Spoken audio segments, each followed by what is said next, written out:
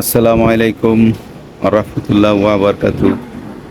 আজকে আমাদের কাজের টপিক হচ্ছে single leader lock stitch machine DDL hyphen 900 C. সম্পূর্ণ একটা এই অটো মেশিন, স্মার্ট সলিউশন অর্থাৎ স্মার্ট মেশিন। এই মেশিনে শর্ট ট্রিমিং হয়।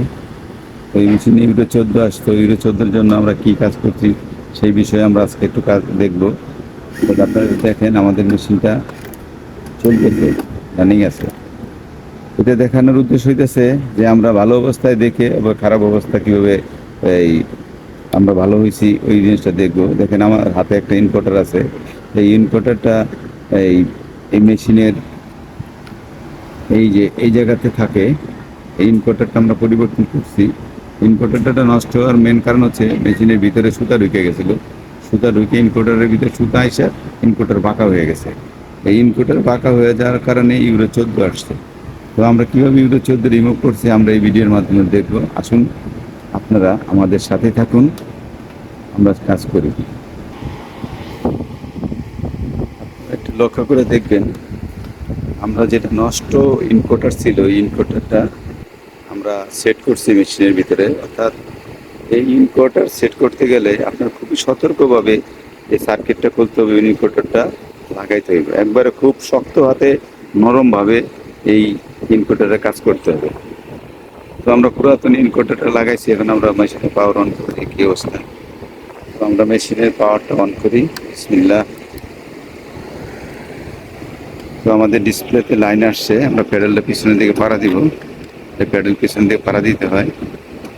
দেখুন এই সামনের দিকে দেওয়ার সাথে সাথে আমাদের এখানে ডিসপ্লেতে একটু খেয়াল করেন, জি এখানে ইউটা 14 আসছে।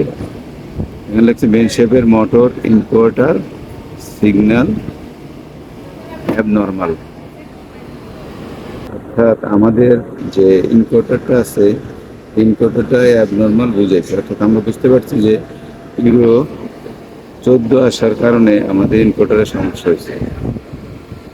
এই যে আমাদের ইনভার্টার, তো আমরা ইনভার্টারটাকে পরিবর্তন করব, আপনারা ধৈর্য সহকারে দেখুন। তো আমরা মেশিনের পাওয়ার অফ করে নিই। অফ করে নিয়ে এই দেখুন এটা ইনভার্টারের সার্কিট। খুব সতর্কভাবে এটা খুলতে হবে যাতে ইনভার্টারের গায়ে এই সার্কিটটা যাতে না লাগে। কারণ আমাদের শক্ত হাতে নরমভাবে এই কাজটা করতে হবে যাতে ইনভার্টার আর সার্কিট যাতে কোনোভাবেই না লাগে গায়ে। দেখুন আমরা সার্কিটটা খুলে নিলাম। তো এখন দেখেন ইনভার্টারের এখানে একটা স্ক্রু আছে, এখানে একটা আছে, এই শেপ এখানে একটা শেপে কাটা আছে। তো এই শেপের এই ইনভার্টারের পেছনের যে স্ক্রুটা আছে অর্থাৎ দ্বিতীয় স্ক্রুটা লাগছে। তো আমরা মিডল স্ক্রুর মাধ্যমে খুললাম এখানে, এবং আমরা নতুনটা ইনস্টল করব। যে আমরা পুরাতন ইনভার্টারটা খুলছি, যে যেমন পুরাতন ইনভার্টার আর নতুন ইনভার্টার হচ্ছে এটা। নতুন ইনভার্টার লাগাবো, দেখেন এখানে একটা খাঁজ কাটা আছে, এখানে একটা খাঁজ আছে।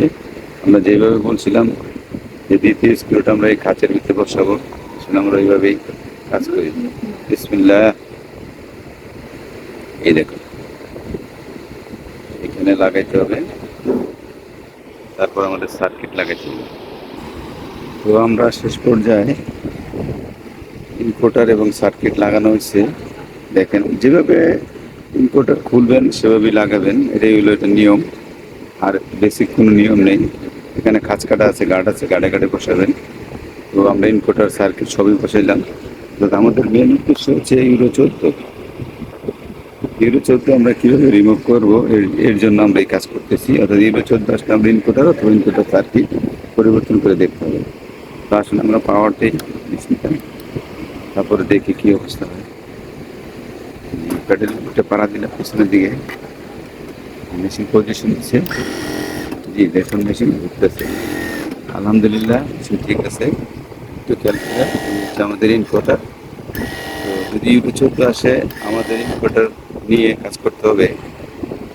তো ইনভার্টার সার্কিট এই ধরনের সমস্যা, এই ধরনের এই 14 আসলে সার্কিট পরিবর্তন করলে আশা করা যায় আমাদের মেশিন সম্পূর্ণভাবে ভালো হবে। আসসালামু আলাইকুম রহমতুল্লাহ ওয়াবারাকাতুহু। আমাদের সাথে থাকবেন এবং আমাদেরকে দোয়া করবেন যেন নতুন নতুন ভিডিও দিতে পারি আপনাদের। এই কাজের ফাঁকে আসেন আমরা একটা আমল করি। সুবহানাল্লাহ, আলহামদুলিল্লাহ, লা ইলাহা ইল্লাল্লাহ, আল্লাহু আকবার, আস্তাগফিরুল্লাহ, সাল্লাল্লাহু আলাইহি ওয়াসাল্লাম।